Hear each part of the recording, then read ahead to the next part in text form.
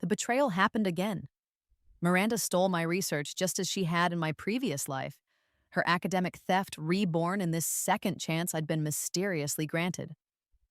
I stood frozen in the university lab, watching her hunched over my notebook that I'd deliberately left open on the bench. The familiar scent of formaldehyde and cleaning solution permeated the air as my fingers clutched the doorframe, my knuckles turning white. 5 years in the past, yet nothing had changed. "Oh, I didn't realize you were still here," Miranda exclaimed, straightening up with practiced innocence. Her pen, my distinctive blue gel pen, still hovered over her own notebook where she'd been frantically scribbling my original equations. "Just forgot my phone," I replied, my voice steadier than I expected. My heart hammered against my ribs as memories from my first life crashed over me. Last time, I'd trusted her. Last time, I'd believed her excuses about similar research directions and coincidental methodologies. Last time, I'd watched helplessly as she built her celebrated career on my stolen work while my reputation disintegrated under accusations of trying to plagiarize her. Not this time. I strode across the lab, the rubber soles of my shoes squeaking against the linoleum floor, and casually gathered my belongings. Miranda's jasmine perfume, the same scent that had surrounded her at that devastating conference where she'd presented my life's work as her own, threatened to choke me. "Working late?" I asked, feigning ignorance of her deception. "Just some inspiration that struck me," she replied, flashing that brilliant smile that had convinced our department head of her innocence in my previous life. "You know how it is with quantum entanglement theory. When the idea comes, you have to capture it. My idea, my theory, my life's work. Again." I nodded and escaped before the rage bubbling inside me could erupt. Outside in the cool night air, I finally allowed myself to tremble, leaning against the brick wall of the science building. 5 years ago, or 5 years in the future, depending on how you looked at this bizarre second chance, I'd lost everything when Miranda stole my groundbreaking thesis on quantum entanglement applications. But now, knowing her methods, knowing her timeline, I had the perfect opportunity to ensure history wouldn't repeat itself. I clutched my true research journal tighter against my chest, the real one I'd started keeping hidden the moment I woke up in my 24-year-old body with all my 30-year-old memories intact. The cool leather cover grounded me as I took deep breaths of the crisp autumn air. "This time," I whispered to the stars above the campus, "I'm ready for you." 3 months later, I watched Miranda confidently present her findings to Professor Whitaker, our shared advisor. The projector hummed in the background as she gestured to a slide, showing exactly the flawed methodology I'd planted in my decoy notebook 2 weeks earlier. "As you can see, Professor, the quantum field dispersion follows this pattern," she said, pointing to the deliberately erroneous equation I'd crafted. "I believe this approach could revolutionize quantum computing when fully developed." The metallic taste of vindication filled my mouth as I maintained a neutral expression. Professor Whitaker nodded appreciatively, his wire-rimmed glasses reflecting the projection screen. "Impressive work, Miranda," he said, stroking his beard. "Very original thinking." I bit the inside of my cheek until I tasted blood. When my turn came to present my progress, I showed a completely different approach, one that deliberately appeared less developed, more conventional. Professor Whitaker's interest visibly waned. "Solid work, but perhaps a bit traditional in your approach," he commented. The faint scent of his pipe tobacco clung to his tweed jacket as he shifted in his seat. "You might benefit from thinking more innovatively, like Miranda." Miranda shot me a sympathetic smile that didn't reach her eyes.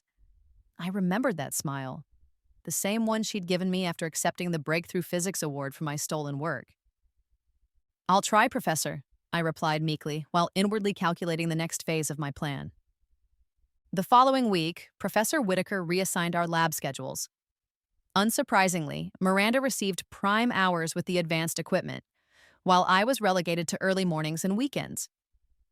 "You understand," he explained when I questioned the change, "we need to prioritize the most promising research directions." I nodded, feigning disappointment while secretly relieved.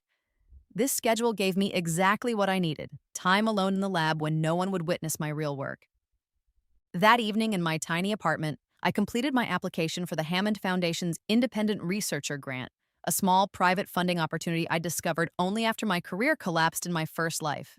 The scent of instant ramen and strong coffee filled the studio as I worked late into the night, finalizing my proposal. 3 weeks later, I received the email I'd been waiting for. The Hammond Foundation had approved my grant, $25,000 of unrestricted research funds that would allow me to establish my own small lab space off campus. I pressed my palm against my mouth to stifle a victorious laugh, feeling the rough texture of the callus on my thumb against my lips. My phone buzzed with a text from Miranda. "Study group tomorrow? I'm having trouble with Koshland's quantum interpretation theorem." I knew exactly why. The flawed methodology I'd planted had led her into a theoretical dead end that only became apparent when applied to Koshland's work. "Sure," I texted back, happy to help. The next day, I carefully explained just enough to help her paper over the theoretical cracks without resolving the fundamental flaws. She scribbled notes frantically, the scratch of her pen against paper punctuating the quiet library air.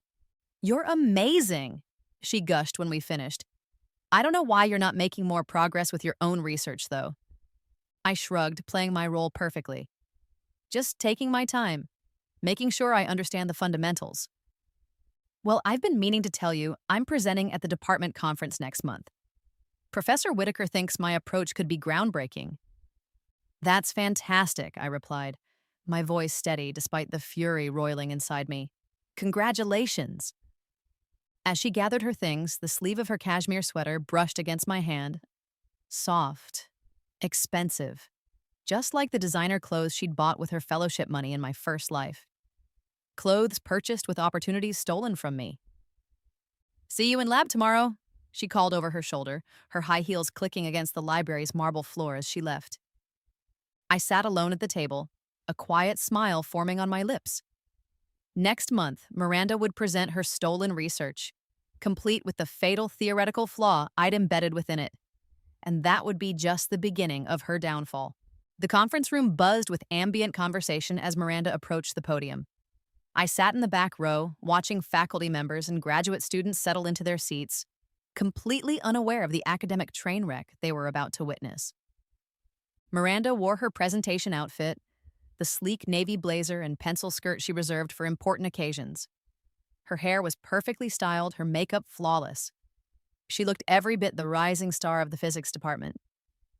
"Good afternoon, everyone," she began, her confident voice carrying through the room. "Today, I'm excited to share my breakthrough in quantum entanglement theory and its applications for quantum computing. My breakthrough. My theory.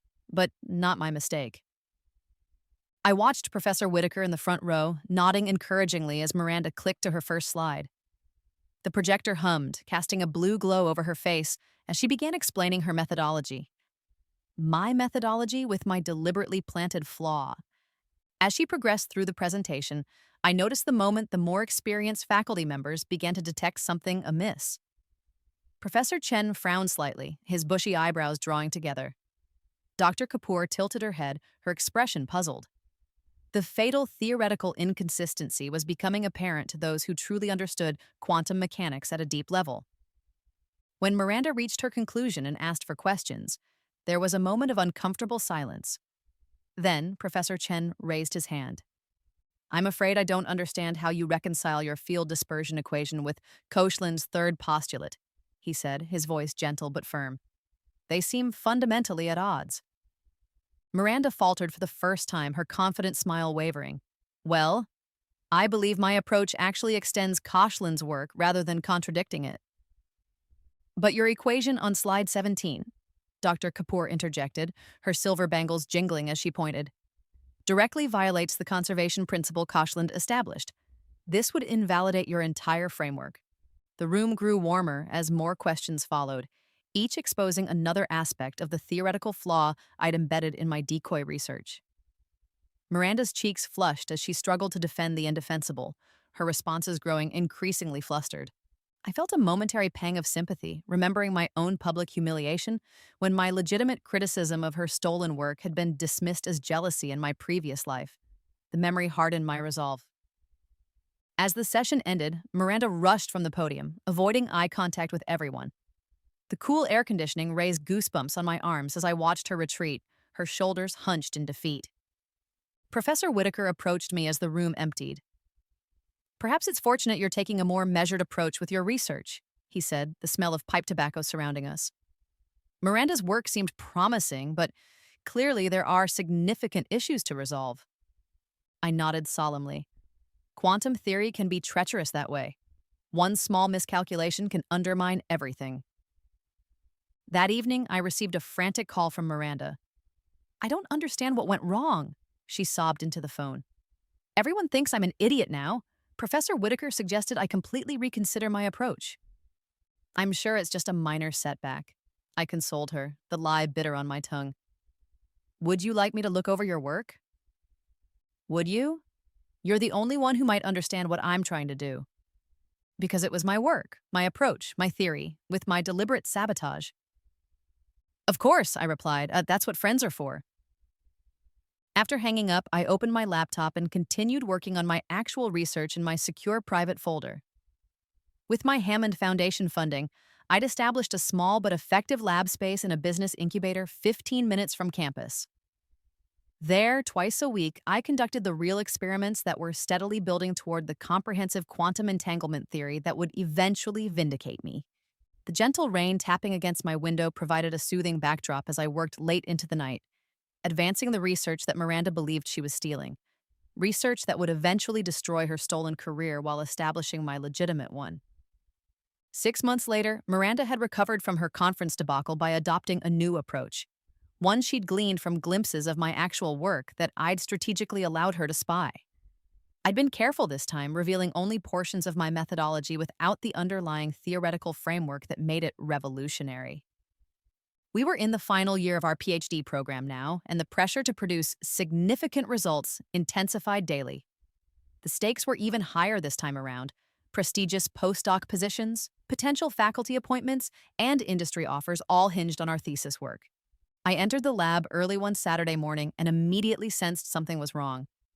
The familiar scent of cleaning solution was tainted with the lingering trace of Miranda's jasmine perfume, though she was never scheduled for Saturday sessions.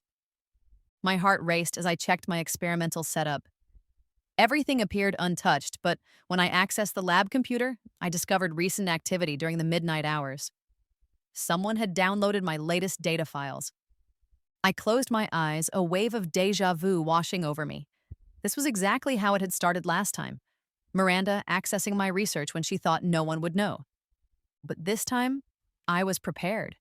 The data she had stolen was another elaborate fake, compelling on the surface but containing subtle inconsistencies that would only become apparent when attempting to build a comprehensive theory around it.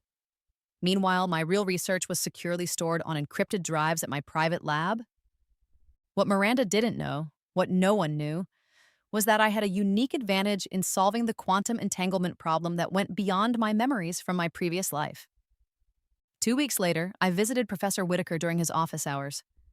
The late afternoon sunlight streamed through his window, illuminating dust particles dancing in the air of his book-filled office. I wanted to discuss my thesis direction, I began, settling into the creaky leather chair across from his desk. Of course, he replied, removing his glasses and rubbing the bridge of his nose. Though I must say, I've been concerned about your progress. Miranda has made remarkable strides since her setback at the conference. I nodded, feigning nervousness. Actually, that's what I wanted to discuss. I've been pursuing a different approach in private, and I think it's time I shared it with you. Oh? His interest was barely piqued. I took a deep breath, feeling the smooth texture of the folder I carried as I opened it on his desk. What I'm about to show you is confidential, but I believe it provides context for my research direction. I slid across a photograph in several old academic papers. My uncle was Dr. Jonathan Weber. Professor Whitaker's eyes widened as he picked up the photograph showing me as a child, next to the famous theoretical physicist whose promising career had been cut short by his early death. Jonathan Weber was your uncle? Why haven't you ever mentioned this? His work was controversial toward the end, I explained. I didn't want any special treatment or preconceptions about my own research. The truth was, in my first life, I hadn't made this connection until after my career was destroyed, when I'd found my late uncle's private research notes among my mother's belongings. notes that contained theoretical insights decades ahead of their time, insights that had helped me understand where quantum entanglement theory needed to go. He was working on a unified approach to quantum field theory before he died, I continued. I've been building on some of his unpublished ideas, testing them alongside my official research. Professor Whitaker reverently examined my uncle's papers, the familiar academic hunger evident in his eyes. This is remarkable. These equations predated Koshlin's work by nearly a decade, but anticipate many of his conclusions. And extend beyond them, I added quietly, which is where my thesis is heading. The meeting lasted 2 hours as I carefully revealed enough of my true research direction to secure Professor Whitaker's renewed interest without exposing the full extent of my work. By the time I left his office, the sun had set and my advisor's perception of me had fundamentally shifted. I'd like weekly updates on this approach, he said as I gathered my materials. This could be extraordinarily significant. I nodded, suppressing my triumphant smile. Thank you for your confidence, Professor. As I walked across the darkened campus, the cool evening breeze carried the scent of blooming cherry trees. For the first time since my rebirth, I allowed myself to feel genuine hope. The first domino had fallen. Miranda was waiting outside my apartment building, pacing anxiously on the sidewalk. When she saw me, she rushed forward, her face pale with worry. Where have you been? I've been calling you for hours. I patted my pocket. Sorry, left my phone at home. What's wrong? Professor Whitaker wants to meet with both of us tomorrow morning. He wouldn't say why. I frowned, feigning confusion while my pulse quickened with anticipation. That's odd. I just had a meeting with him. About what? Her voice sharpened with sudden suspicion. My thesis direction, I replied casually. I showed him some new approaches I've been considering. Miranda stared at me, her eyes narrowing slightly. You've been different lately. More secretive. Have I? I tilted my head innocently. I've just been focused. The final year is stressful for everyone. She nodded slowly, but the seed of doubt had been planted. Well, whatever it is, we'll find out tomorrow, 9 o'clock. After she left, I leaned against my apartment door, allowing myself a moment of satisfaction before preparing for the confrontation to come. The chessboard was set, and tomorrow would advance the game significantly.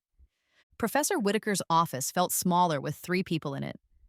Miranda perched on the edge of her chair, her knuckles white as she gripped her leather portfolio. I sat more comfortably, having anticipated this meeting since my revelation yesterday. I've asked you both here because I've made an important decision, Professor Whitaker began, his fingers steepled under his chin. The morning light caught the silver in his beard as he looked between us. The department has received special funding for one advanced research position with access to the new quantum computing lab at Quantum Tech. Miranda straightened, her interest visibly piqued. Quantum Tech was the leading private research facility in our field, and access to their resources would be invaluable. Originally, I had intended to recommend Miranda for this position, he continued. I felt her triumphant glance in my direction. However, recent developments have caused me to reconsider. Professor Whitaker turned to me. After reviewing your uncle's theoretical framework and your extensions of his work, I believe your research direction shows more revolutionary potential. The silence that followed was deafening. Miranda's jaw literally dropped, her face flushing crimson. With all due respect, Professor, she finally managed, her voice tight, I've consistently produced more substantial results throughout our program.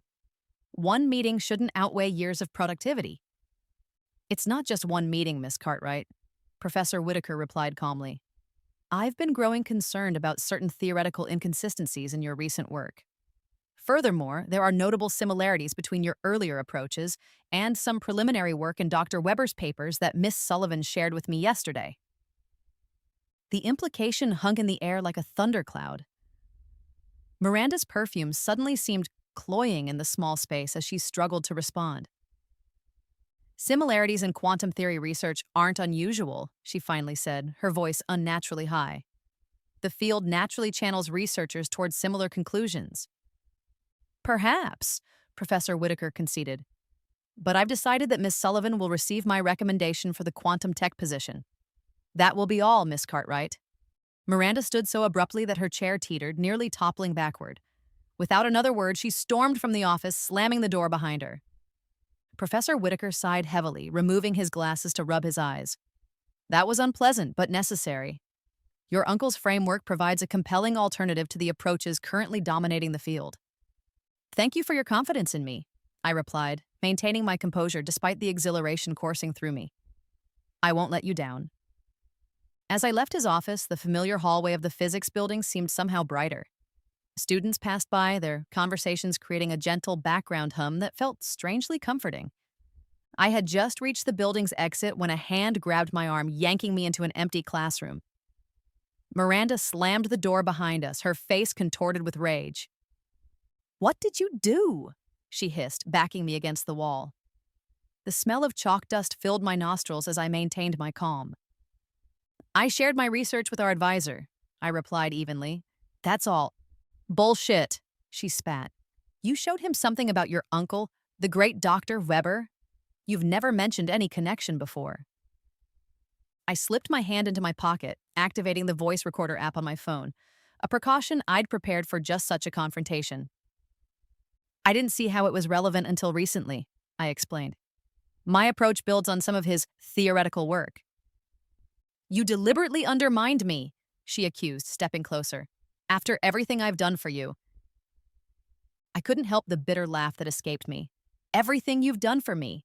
Like what exactly? Taking credit for my ideas? Copying my methodology?" Her eyes widened fractionally before narrowing again. "I don't know what you're talking about." "Don't you? The equations in your notebook, identical to mine. Your sudden breakthroughs that always seem to follow my lab sessions. The mysterious download of my data files last Saturday night when you weren't scheduled to be in the lab." Miranda's face paled slightly before she recovered.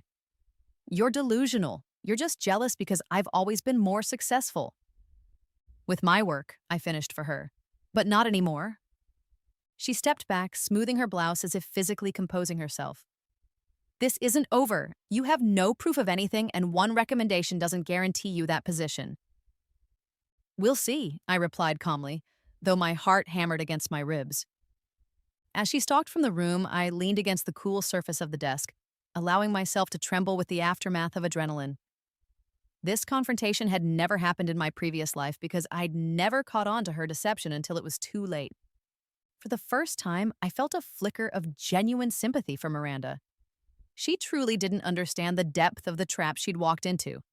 A trap 5 years in the making, crafted by someone with knowledge of her every move before she made it. That evening, I worked late in my private lab, running the critical experiment that would cement my theoretical framework. The equipment hummed softly as I calibrated the delicate quantum sensors, their soft blue light illuminating my face in the otherwise dim room. My phone buzzed with a text from Professor Whitaker. "Miranda submitted her thesis proposal today. Remarkably similar to the direction you outlined yesterday, though less developed. We should discuss." I smiled grimly at the screen. "Right on schedule. The annual department symposium was the most significant event in our academic calendar. A showcase where final-year PhD candidates presented their thesis work before faculty, industry representatives, and visiting academics. In my previous life, this event had marked the beginning of my downfall when Miranda presented my stolen research to universal acclaim. This time would be different. The symposium was held in the university's grand hall, with its imposing oak panels and stained glass windows, casting colorful patterns across the audience. The scent of coffee and pastries from the refreshment table mingled with the woody polish of the ancient podium as speakers took their turns presenting. I sat in the front row, dressed in a crisp blazer and pencil skirt, my hair pulled back in a professional bun. Beside me sat Dr. Eleanor Hammond, founder of the Hammond Foundation and now my mentor, who had specially arranged to attend today. Behind us were the editors of Quantum Physics Review, the field's most prestigious journal, invited at my request through Dr. Hammond's connections.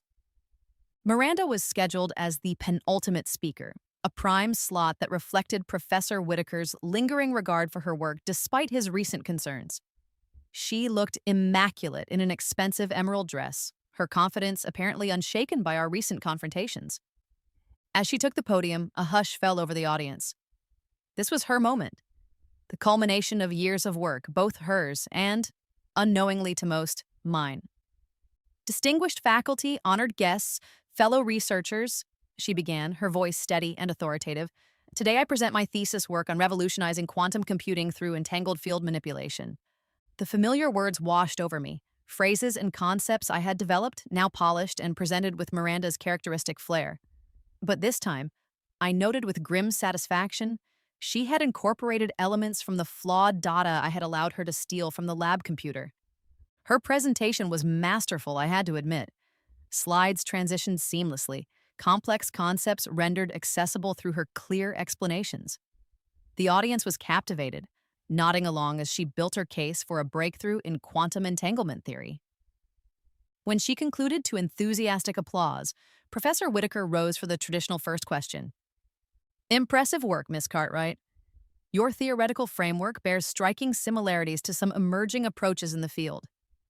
Could you address how your work differs from these parallel efforts? It was a softball question, giving her an opportunity to distinguish her research.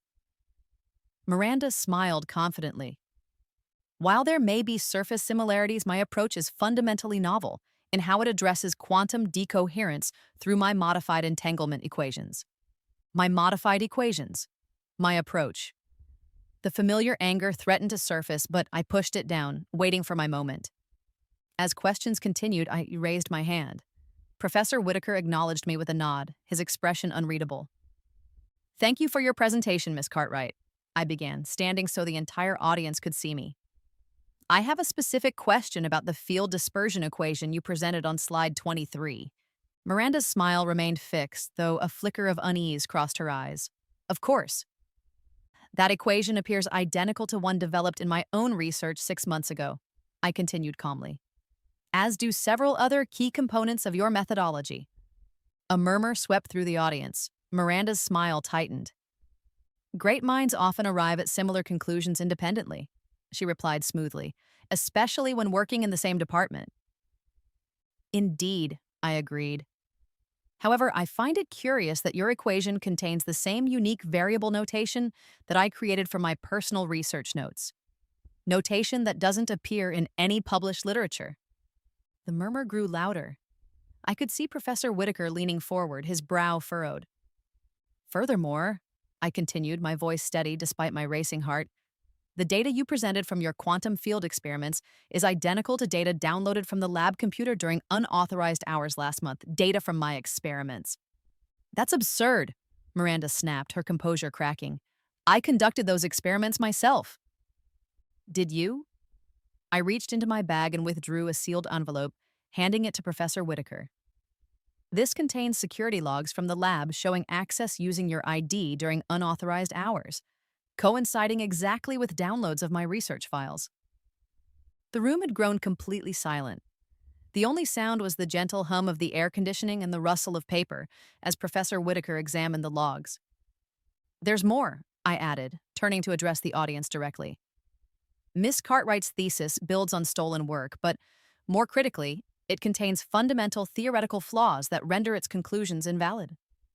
With that, I nodded to Dr. Hammond, who distributed copies of a paper to key faculty members and the journal editors. This paper, which I submitted to Quantum Physics Review last week, and which has undergone expedited peer review, demonstrates both the correct theoretical framework and the fatal flaws in the approach Miss Cartwright has presented today.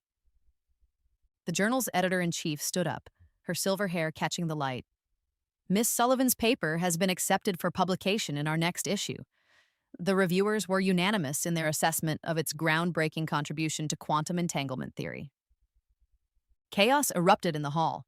Miranda stood frozen at the podium, her face ashen. Professor Whitaker was examining both my paper and the security logs, his expression growing increasingly grave. Dr. Weber's theoretical foundations, the editor continued over the commotion, which Miss Sullivan has elegantly extended, represent a paradigm shift in our understanding of quantum mechanics. I caught Miranda's eye across the room. For a moment, just a moment, I glimpsed genuine fear in her expression, the same fear I had felt in my previous life when my career collapsed around me due to her theft. The department chair, Dr. Harrison, approached the podium. In light of these serious allegations, this presentation is suspended pending a full investigation. Miss Cartwright, Professor Whitaker, and Miss Sullivan, please remain after the symposium for an initial discussion with the Ethics Committee. Miranda finally moved, gathering her materials with shaking hands as whispers rippled through the audience. The sweet taste of vindication filled my mouth as I watched her retreat from the podium, her shoulders hunched in defeat. Dr. Hammond squeezed my arm gently. "Well done," she whispered, her voice barely audible above the continuing commotion. "Your uncle would be proud." I nodded, a complex mix of emotions, satisfaction, relief, and an unexpected touch of sadness washing over me. 5 years of careful planning had led to this moment, this public vindication. Yet watching Miranda's humiliation brought less pleasure than I had anticipated. As the symposium organizers struggled to restore order and proceed with the final presentation, I remained seated, my hands steady for the first time that day. The hardest part was over, but the full reckoning was yet to come. The Ethics Committee meeting lasted 3 hours. In a sterile conference room with harsh fluorescent lighting, Miranda's academic misconduct was methodically documented and examined. Security logs, comparative analyses of our research, and timestamped evidence of her unauthorized access to my data all painted a damning picture. Professor Whitaker looked decades older, the gravity of his failure to detect plagiarism within his own research group weighing heavily on him. When he spoke, his voice was hollow with disappointment. "I failed in my duty as an advisor," he admitted. "I should have recognized the patterns earlier." Miranda, meanwhile, had shifted from denial to desperate damage control. "This is all a misunderstanding," she insisted, though her voice lacked conviction. Our research naturally overlapped, and yes, perhaps I accessed the lab during unauthorized hours, but only because I was falling behind and needed more time. Dr. Harrison, chairing the ethics committee, regarded her coolly. "And the identical data sets? The unique notation? The systematic pattern of overlap that consistently shows your work following Miss Sullivan's by weeks or months?" Miranda had no answer for that. When the meeting finally concluded, the preliminary decision was clear. A full investigation would proceed. Miranda's thesis defense would be suspended, and she would be barred from lab access pending the outcome. And I emerged from the administration building into the cool evening air, emotionally exhausted but vindicated. The campus was quiet, most students having left for the day. The distant sound of the university bell tower chiming 8 o'clock echoed across the grounds. I had just reached the physics building to collect my belongings when a figure stepped out from behind a column. Alexander Chen, Miranda's boyfriend and a postdoctoral researcher in our department, blocked my path. "You've destroyed her," he said without preamble, his voice tight with anger. The smell of cigarettes clung to his expensive jacket as he loomed over me. "She destroyed herself," I replied evenly, my hand already in my pocket activating my phone's recorder. "Academic integrity isn't optional. Do you have any idea what you've done? Her entire career is ruined." "I'm well aware," I said, meeting his gaze steadily. "Just as she ruined mine in—" I caught myself before mentioning my previous life. Alexander stepped closer, his face twisted with malice. "This isn't over. Everyone in academia knows how these whistleblowers end up. Ostracized, labeled as difficult. No one likes a snitch, even when they're right. Are you threatening me?" "I'm promising you," he hissed. "Miranda has friends in this field. Important friends. One published paper won't save you when everyone hears about your vindictive crusade to destroy a promising young scientist over what? Professional jealousy?" I laughed then, surprising both of us. "Is that what she told you? That I'm jealous of her?" His momentary confusion gave me the opening I needed to step around him. "Document everything," I advised, walking backward to maintain eye contact. "Every conversation, every email, every accusation." That's what I did, and look where we are now. I turned and continued toward the physics building, my heart pounding despite my outward calm. Behind me, I heard Alexander curse under his breath before his footsteps receded in the opposite direction. Inside the empty lab, I gathered my belongings, pausing to look around the space where I'd spent countless hours across 2 lifetimes. The familiar equipment hummed softly in the background, the scent of electronics and cleaning solution filling my nostrils. My phone buzzed with a text from Dr. Hammond. "Dinner tomorrow to discuss your postdoc options?" Several colleagues very interested after today. I smiled, typing back my acceptance. As I slipped my phone into my pocket, the lab door opened behind me. Miranda stood in the doorway, her makeup streaked from crying, her earlier poise completely shattered. "Why are you doing this to me?" she asked, her voice barely above a whisper. I set down my bag, turning to face her fully. "You know exactly why." "It was just research," she pleaded, stepping into the lab. "Everyone builds on others' work. That's how science progresses." "Building on published work with proper citation is how science progresses," I corrected her. "Stealing unpublished research from a colleague's private notes is plagiarism." She flinched at the word. One mistake shouldn't ruin my entire future. "It wasn't one mistake, though, was it? It was a systematic pattern of theft. Month after month, year after year." Miranda collapsed into a lab chair, burying her face in her hands. "What am I supposed to do now? Who would hire me with this on my record?" For a moment, looking at her broken figure, I felt a stab of empathy. In my previous life, I had asked myself these same questions after my academic reputation was destroyed. "You'll find something," I said, more gently than I'd intended. "Just not in academia." She looked up, hope flaring briefly in her tear-reddened eyes. "You could help me. Tell them it was a misunderstanding, that you overreacted." "No." The word came out firm and final. "I won't help you escape the consequences you earned." "You bitch," she whispered, her temporary vulnerability hardening into hatred. "Alexander was right about you. You've been planning this, waiting for the perfect moment to humiliate me publicly." "Would you have preferred I handle plagiarism privately?" I asked, gathering my bag. "That's not how academia works, as you well know." "This isn't over," she threatened, rising from the chair. I nodded tiredly. "That's exactly what Alexander said, but it is over, Miranda. The evidence is overwhelming, and no amount of social manipulation will change that." As I reached the door, she called after me, "You don't understand what you've started." I paused, looking back at her one last time. "No, you don't understand what you started. Actions have consequences. Sometimes they take years to manifest, but they always come due eventually." Outside, the night air felt cleansing after the charged confrontation. Stars glittered overhead as I walked across campus, my footsteps echoing in the quiet. For the first time since my inexplicable rebirth, I felt truly free of the past that had haunted me. Whatever consequences Miranda and Alexander might try to orchestrate, I was prepared. This time, I had documented everything. 1 year later, I stood on the stage of the International Quantum Physics Conference, the weight of the Breakthrough Innovation Medal heavy against my palm. The polished wood of the podium felt smooth beneath my fingertips as I looked out at the sea of faces, colleagues, mentors, and students who had gathered to celebrate advances in our field. "Thank you for this tremendous honor," I began, the microphone amplifying my voice throughout the grand hall. The scent of fresh flowers from the elaborate arrangements flanking the stage reminded me how far I'd come from the sterile lab where this journey had begun.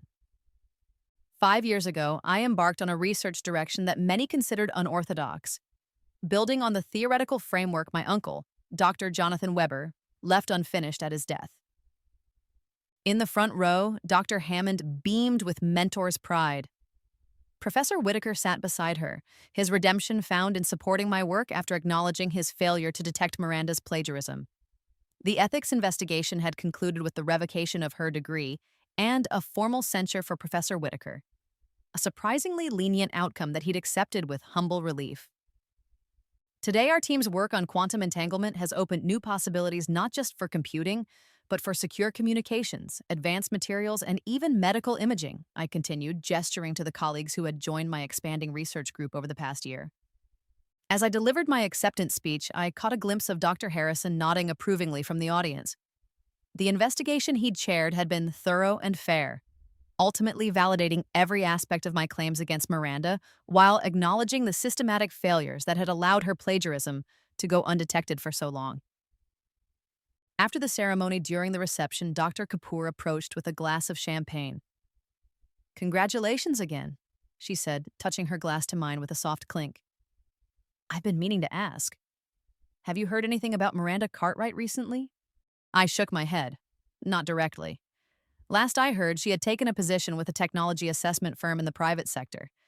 In fact, I knew precisely where Miranda was. After the academic world had closed its doors to her, she'd found work at TechEvol Industries, a company that hired people with scientific backgrounds to evaluate technology investments for venture capital firms.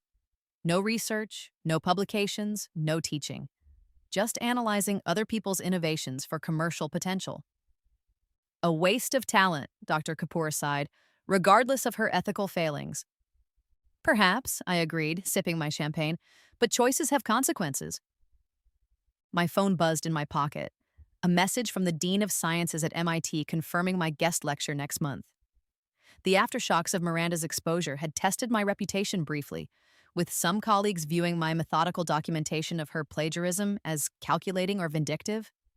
But as the evidence had mounted and my research continued to produce groundbreaking results, those whispers had faded. Later that evening, I found myself alone in the hotel balcony, watching the city lights shimmer below. The cool night breeze carried the faint scent of rain as I reflected on the strange journey that had brought me here, and I still had no explanation for my rebirth, the inexplicable second chance that had allowed me to rewrite my destiny. Sometimes, I wondered if it had been merely an elaborate dream, my subconscious processing the trauma of academic betrayal. Other times, in quiet moments like this, I considered more fantastical possibilities. Quantum entanglement across timelines. Consciousness transferring between parallel universes. Whatever the explanation, I had seized the opportunity to ensure justice prevailed, not through revenge, but through excellence and integrity. My phone buzzed again. A message from my graduate student Eliza, with a breakthrough on our latest experiment. I smiled, typing back encouragement and suggestions. Mentoring promising young scientists had become one of the unexpected joys of my new position as a rising star in the field. 3 months after the medal ceremony, I finalized the paperwork for the Weber Foundation for Scientific Integrity, a scholarship program named for my uncle that would support graduate students committed to ethical research practices. The smooth texture of my uncle's old fountain pen felt right in my hand as I signed the founding documents, a tangible connection to the family legacy I was extending in ways he could never have imagined. The Foundation's first initiative would be a workshop series on ethical research practices, addressing plagiarism, proper citation, data integrity, and the pressures that sometimes led young scientists astray. Not vindictive, but constructive, creating something positive from my own painful experiences across 2 lifetimes. 6 months after establishing the Foundation, I was setting up an experiment in my new lab when a notification alerted me to a visitor. Through the glass walls, I recognized Alexander Chen waiting in the reception area, looking considerably less polished than when I'd last seen him. My administrative assistant appeared at my door. "Dr. Sullivan, there's a Mr. Chen here to see you. He doesn't have an appointment." I hesitated, then nodded. "Give me 5 minutes to finish this setup, then send him in." As I calibrated the final measurements, I considered the potential reasons for Alexander's unexpected visit. Miranda and he had broken up shortly after her academic disgrace, another predictable casualty of her downfall. When he entered my lab, the first thing I noticed was his humbled demeanor. Gone was the arrogant postdoc who had threatened me in the shadows of the physics building. "Dr. Sullivan," he began formally, "thank you for seeing me." "What can I do for you, Alexander?" I asked, maintaining a professional distance between us. He shifted uncomfortably. "I've been offered a position that would involve collaboration with your research group. Before accepting, I wanted to clear the air between us." "I see," I said, leaning against my workbench. "And what air needs clearing?" "My behavior toward you is inexcusable," he said, meeting my eyes directly. "I threatened you out of misplaced loyalty to Miranda, without examining the evidence for myself." I studied him carefully, searching for signs of deception. "What changed your mind?" "Working with the ethics committee as part of my remedial service," he admitted. "I was assigned to help revise the department's plagiarism guidelines. Reviewing the evidence in Miranda's case was enlightening. The irony wasn't lost on me. And now you want my blessing to join a collaborative project with my team?" "Not your blessing," he clarified. "Just your assurance that my past mistake won't prejudice our professional interactions moving forward. I considered his request carefully. In my previous life, bitterness and resentment had consumed me after my academic destruction. In this life, I had achieved justice through methodical preparation and excellent work. Holding on to personal grudges served no purpose now. Your past actions will not affect our professional relationship, I finally said. But I expect absolute integrity in all your work, especially anything associated with my team. Relief washed over his features. Thank you. You won't have any concerns on that front. After he left, I returned to my experiment, thoughts drifting to the strange poetry of life's circular patterns. Alexander, once Miranda's defender, now seeking redemption through proper academic conduct. Professor Whitaker, once her champion, now a humbled but wiser mentor to other students. And Miranda herself, I'd heard through department gossip that she'd recently been passed over for promotion at Techival, her supervisors citing trust issues stemming from her academic history. That evening, I worked late in my lab, adding final touches to a grant proposal for extending our quantum entanglement research into medical applications. Through the large windows, I could see the campus lit up against the night sky, a landscape of possibilities stretching before me. On my desk sat a framed copy of my breakthrough paper, the one that had simultaneously vindicated me and exposed Miranda's plagiarism. Beside it was a photograph of my uncle in his lab decades earlier, his excited smile mirroring my own passion for discovery. As I gathered my things to leave, I caught my reflection in the darkened window, confident, accomplished, at peace. In my first life, Miranda's betrayal had destroyed me because I'd been unprepared and trusting. In this second chance, foreknowledge had been my power, allowing me to document, prepare, and ultimately prevail. The quiet satisfaction I felt wasn't about Miranda's downfall, but about the restoration of what should have been. My work recognized, my uncle's theoretical legacy extended, and my future secure. Justice, not revenge. Outside, the night air carried the promise of spring as I walked to my car. Whatever mysterious force had granted me this second chance, I had used it not just to avoid my previous fate, but to create something better for myself and for the scientific community I served. The quantum entanglement theory that had once been stolen from me now formed the foundation of an expanding research program that might ultimately benefit millions. The Weber Foundation would help ensure that future scientists could pursue their work in an environment that valued both innovation and integrity. As I drove home beneath a canopy of stars, I felt a profound sense of closure. The betrayal that had once defined my existence had been transformed into merely one chapter in a much longer, more meaningful story. This time, I had written my own ending,